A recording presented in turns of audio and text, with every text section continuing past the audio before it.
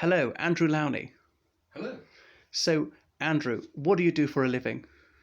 Well, I have two jobs. For the last 35 years, I've been a literary agent representing books to publishers, and I have about 200 authors, mainly specializing in history and biography. And then on the side, I write books. So originally, I wrote a literary guide to Edinburgh, and since then, I've written several biographies. So one of John Buchan, the author of the 39 Steps, another of the Cambridge spy, Guy Burgess. Last year, I published a biography of Dickie and Edwina Mountbatten, and I'm now working on a book on the Duke and Duchess of Windsor after the abdication. And which has been your best-selling book so far? The best selling has been the Mountbattens, I think, probably. It's difficult to say because the Guy Burgess was sold in several countries, including the States. But the Mountbattens one, I think, if you write about royals, it's always a bigger market.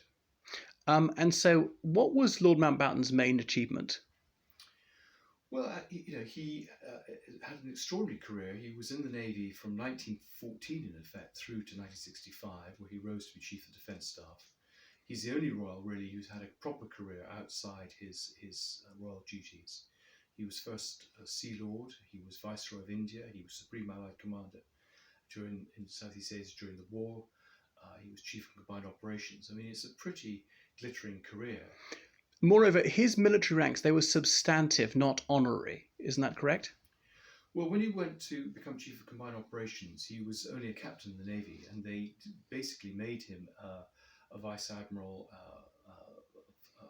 a Chief Marshal, and a General in order to bring him into the Chiefs of Staff. And so, yes, they were substantive ranks, which he lost later and was very upset about. But yeah, he had to be promoted for that job. Was he over-promoted because of his princely connections? Well, he was certainly a master of PR, well connected. He certainly used his connections with Churchill and also with King George VI to push himself. But I think his achievements are his own achievements. I think no one else would have pushed through independence the way he did in 1947. I think he was a great success as Chief of Combined Operations. And there were failures as Supreme Allied Commander. They were really to do with the fact he had no resources. The resources we directed to D-Day. And think of the bloodbath at the partition of India. To what extent was he responsible for that? Well, I think he has to take some responsibility. He was warned that there would be a bloodbath. I think the other responsibility has to lie with the Indian politicians, Nehru and Jinnah, who again were told. But the decision was taken by Attlee and others that they would announce the boundaries for the partition after independence. They didn't want to be, in a sense, happening on Britain's watch. So we kind of washed our hands of the problem. But there were troops there, British troops, that could have come in and prevented things. They could have policed, for example, the trains that were hijacked and attacked, and they didn't do that. So I think there are still some big questions. The violence was committed mainly by Sikhs against Muslims. So again, it was about giving the Sikhs the homeland that they wanted, and they felt they were denied. And people say because the Mountbattens famously had a great rapport with Nehru, that British policy was tilted towards Congress and India and against Pakistan. Is that true? I think it's certainly true that the Mountbattens were much more sympathetic to Nehru. He made a point of becoming friendly with them. They felt they spoke the same language. He'd been at Harrow and Cambridge. And the problem with Jinnah, he was a very austere figure. He was actually dying of cancer at the time. He was very intransigent. And he was determined to have a separate homeland. And it was difficult to reconcile those two positions. But it's certainly true that Mountbatten was not neutral. He certainly swayed in favour of Nehru and the Hindus. There were some of the boundary changes. There was pressure put, partly from the Indian princes, first of all, on Mountbatten, on Radcliffe to change them. And it's certainly true that Mountbatten shared ideas with Nehru, which he should have shared at the same time with Jinnah about the partition plan. How credible are the allegations of paedophilia against Lord Mountbatten? Well, I think they're credible. I put them in my book. It's based on talking to two boys who I trusted, who gave me the stories, were not paid. The stories rang true. They had details there that you wouldn't really know about unless you'd been to Montmore, which they could only have been under those circumstances. The details about him and, in fact, for example, his interest in oral sex back up stuff that I found myself privately. The FBI had files on Mountbatten talking about his interest in young boys, going back to the 1940s. So there's quite a lot of corroborating evidence. And one of the arguments I put in the book is the government is so reluctant to release now files on the Kincora Boys' Home, where one of them came from, and to release details of the car logs of the cars that visited Kincora, Classical at the same time, which suggests that there's some sort of cover-up going on. And he allegedly molested them where and when? Well, the two boys I interviewed were 16 in August 1977. He molested them at his family home in Classibourne. Mm-hmm. But, there may be other stories. There's stories which one hears secondhand of other country houses in Ireland where paedophiles met and boys were brought. He certainly had lovers that he saw in London at his flat there. Men and women? Men and women, yes. And Classibourne, that's in the Republic of Ireland, in case people don't know. It's just across the border. Yeah, so that's, I think, County Sligo, and that's where he was the day he went out on his yacht and was blown up. Yes, and there's certainly stories that he was blown up not because he was a target as a member of the royal family, but because of concerns about his paedophilia. Right. Goodness. So, and then coming on to Edward VIII, you're writing about him now. So, how strong is the evidence that Edward VIII was sympathetic to Nazism before and even during the Second World War? Well, I think there's quite a lot of evidence. I think the people accept that he was certainly naive. He was used by the Nazis. He paid a visit in October 1937 to Germany, paid for by the Nazis, and he visited Hitler and saw Goebbels and Hess and Goering and everyone. And they made the most of this. The argument is that he did it because they gave they were prepared to welcome Wallace as Her Royal Highness, Mm-hmm. and that he was interested in social conditions in Germany. There's also, I think, quite a lot of evidence that during July 1940, he was prepared to engage with the Germans who wanted to bring him back as a puppet king. This, of course, was after the fall of France and when we were standing alone. And there's quite a lot of evidence that he certainly went along with the discussions there. People say we only have one side of the correspondence, the Germans talking about it, but there's no reason for them to make this up. The documents that were used were actually found by accident after the war. Mm-hmm. And there's evidence, for example, of Churchill telling him that he was a traitor, that he was sent off to the Bahamas to keep him out of the way, and there was a big cover-up when these German documents were found after the war, and the Americans wanted to publish them. There was a huge cover-up by the British government to ensure that they weren't published, and to discredit them when some of the material did go public. So I think there's quite a lot of evidence that he was certainly sympathetic, and I think went beyond what he should have done. And did Wallace Simpson share his Nazi inclinations? Well, there were lots of rumours about Wallace being the lover of Ribbentrop, the German ambassador in London, that she had close Nazi connections. She was sympathetic in terms of her views. So, yeah, I think there's I mean, he's the prime person in focus, but I think she was certainly not unsympathetic. I think the thing is, people thought that they could prevent war again, and if there had to be a deal with the Nazis to save the British Empire, then that was a deal worth doing. Because I've long known of these claims that she had an extramarital liaison with Joachim Ribbentrop, but is that worthy of belief, this claim? Well, no one's found evidence. I mean, people have come forward. One of the people who came forward is a man called Father Odo, who was a German aristocrat before the war, who told the FBI this. But no one's actually found the evidence, but it's often very difficult to find evidence. She was certainly friendly with Ribbentrop. She claims she'd only met him twice, but she certainly knew him. Do you think Ribbentrop might have used this to try and save himself at Nuremberg or something like that? We don't know. I don't think it was Ribbentrop always making these claims. Other people made these claims about them. So I think there's still a lot to be discovered, and whether these files will ever be released, we'll never know. A lot of these secrets were taken by people to their graves, unfortunately. Mm-hmm. Was there anything good about Edward VIII? Well, he was a very popular monarch. He's a very popular Prince of Wales. But I think it was a pretty sad and lonely and empty life that he led. He tried very hard to find a job and was kept out by the royal family. They even prevented him from coming back to live in Britain. So I think he was determined to do something with his life. His time in the Bahamas as governor actually was not too bad. I mean, he worked very hard to improve the conditions of the Bahamians, develop the agricultural industry and their livelihood. So I think when he was given jobs, he did a pretty good job. I mean, he clearly had a wide circle of friends. He was like Hitler. He was nice to children.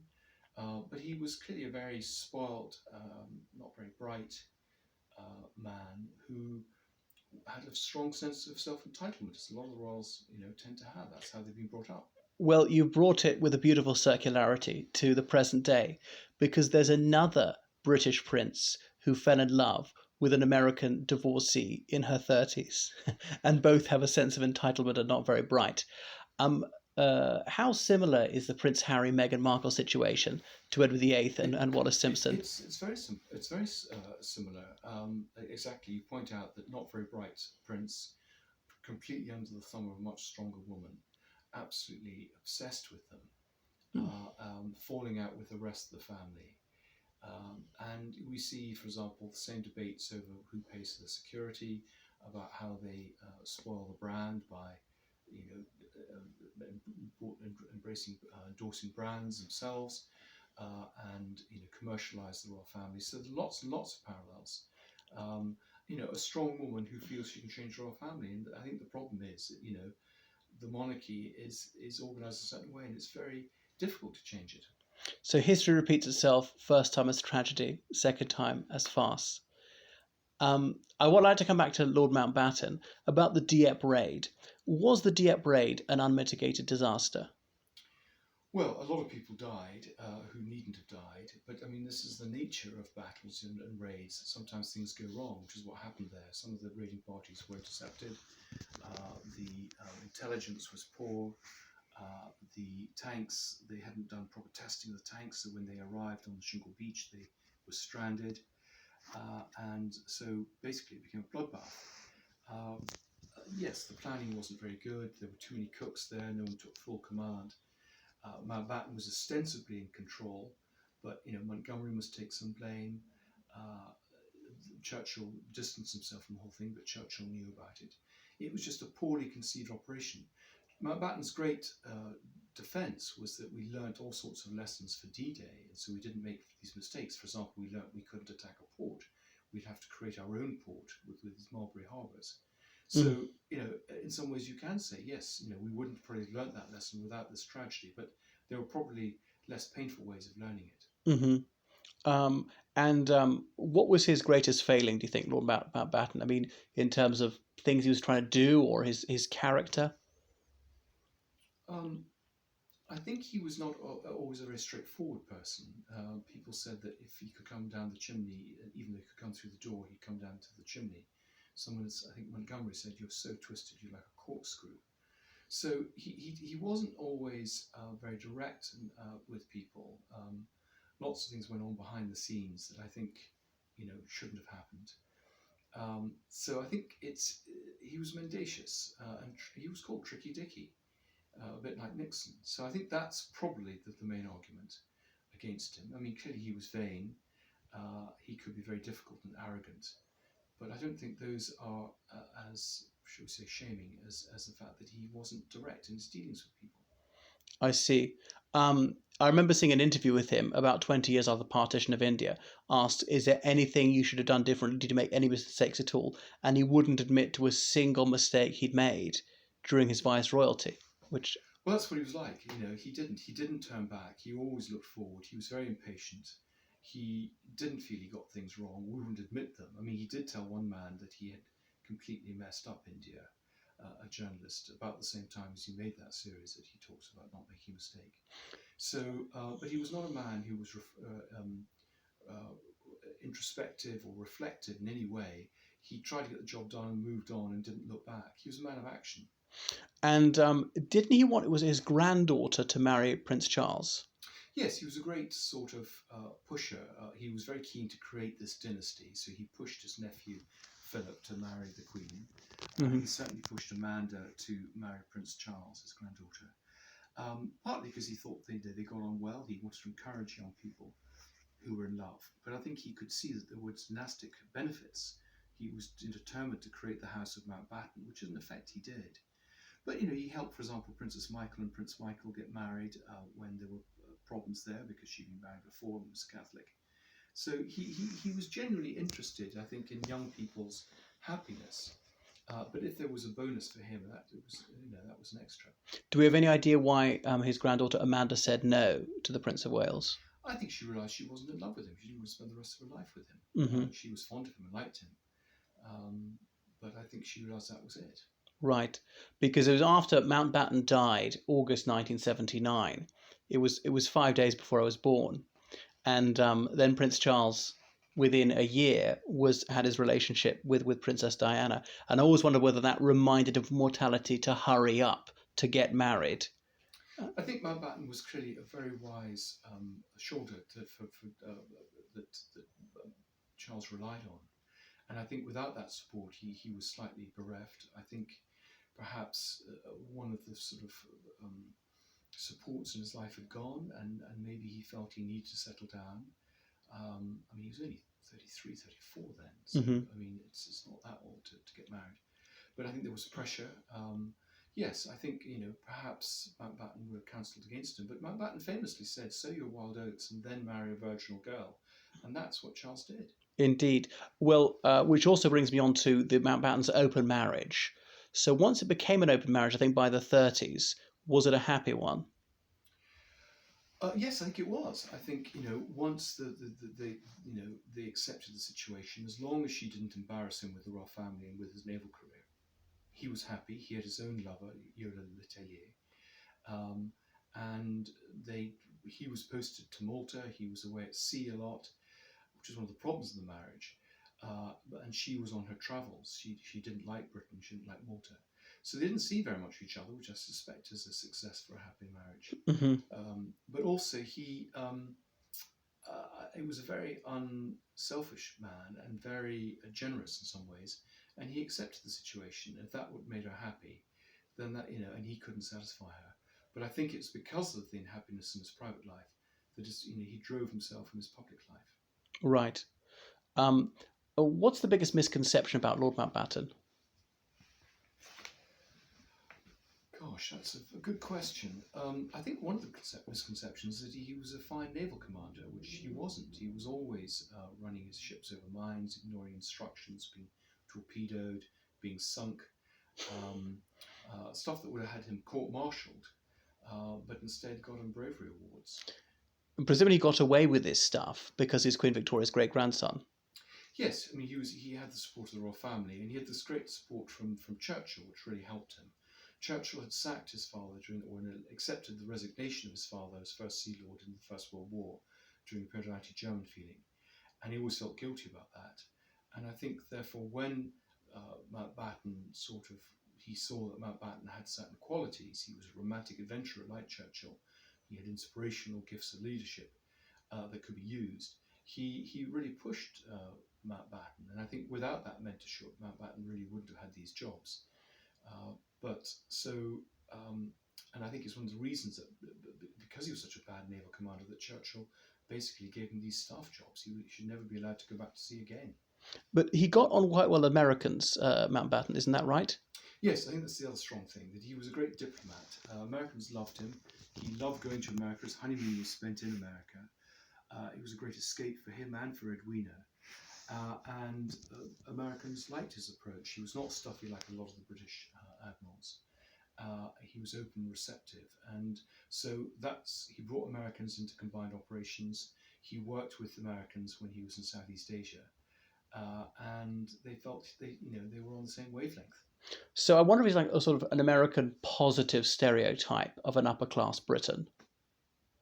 Well, they liked the fact that he was connected to royalty. He had this extraordinary interest also in technology, which set him apart from a lot of naval officers of his generation.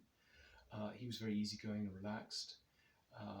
He could be very prim and difficult and standing on ceremony, but other times he'd be very, relaxed, and that's what they liked about him. He was quite direct, which they liked. So yeah, I think his interest in Americans, he got on very well with both Roosevelt and with Eisenhower, and later with people like Joe Stilwell. Oh, Eisenhower. That reminds me about Suez, because in 1956, Mountbatten was in Malta, then still a British colony, in charge of the Royal Navy there. And when it came to the Suez military intervention, Mountbatten subsequently said in an interview, "I was violently against it." Did he do anything to in any way sabotage the Suez operation?